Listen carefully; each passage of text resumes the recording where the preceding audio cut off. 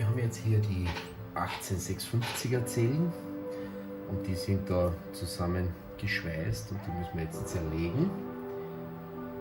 Und das ist die Minusseite hier und das ist die Plusseite. Man muss aufpassen, da kann ziemlich viel Power noch drauf sein. Ja, das kann man auch messen. Und wenn man jetzt das runterholt,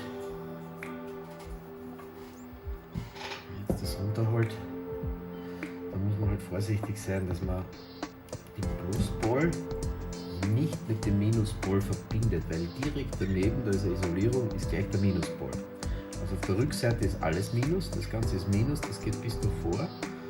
Und da ist eine Isolierung und dann ist da der Pluspol. Und wenn man da Plus und Minus zum Beispiel mit so einem Schraubenzieher, wenn man da reinfährt, dann verbindet, dann kann es schneller mal funken. Da muss man sehr vorsichtig sein. Und dann das so runterziehen, dieses Nickel, das da drauf ist.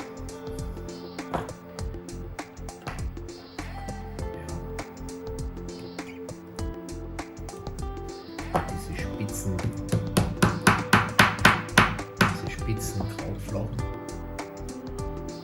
abflachen und ja, dann zieht man das da so runter. Mit so eine scharfe Zange. Jetzt hat es gefunkt. Kurz gefunkt, weil ich die Isolierung erwischt habe. Plus und Minus verbinden ist keine gute Idee. Vorsichtig hochziehen. Und dann geht das.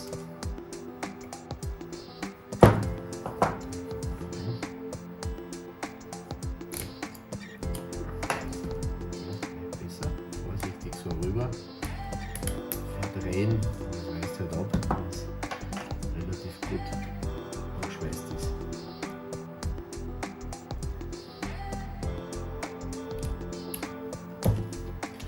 Diese Spitzen, da muss man aufpassen, dass wirklich niederklopft.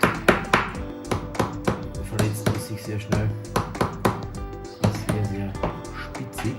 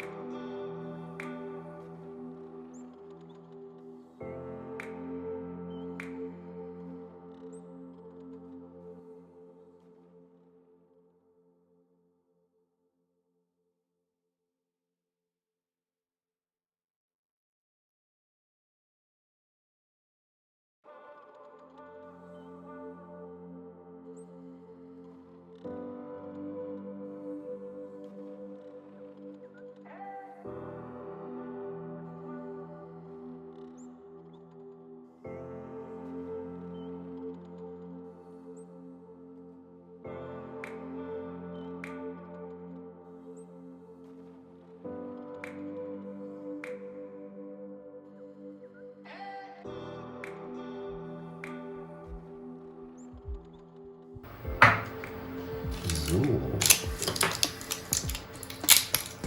Ja.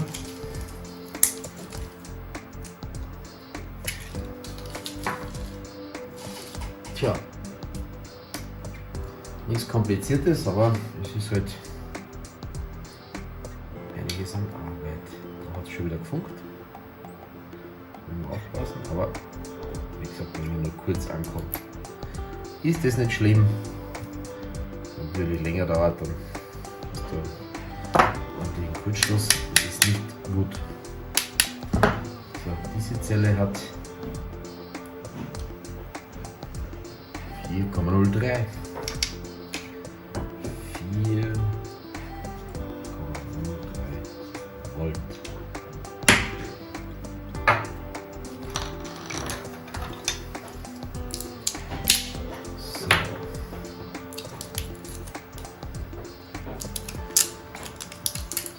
Hier haben wir eine Zelle mit 4,06 Volt, 4,06 Volt. Ja.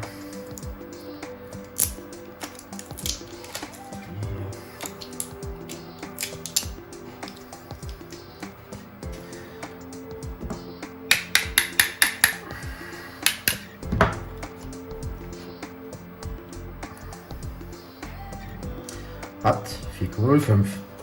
Wunderbar. 4,05 Volt.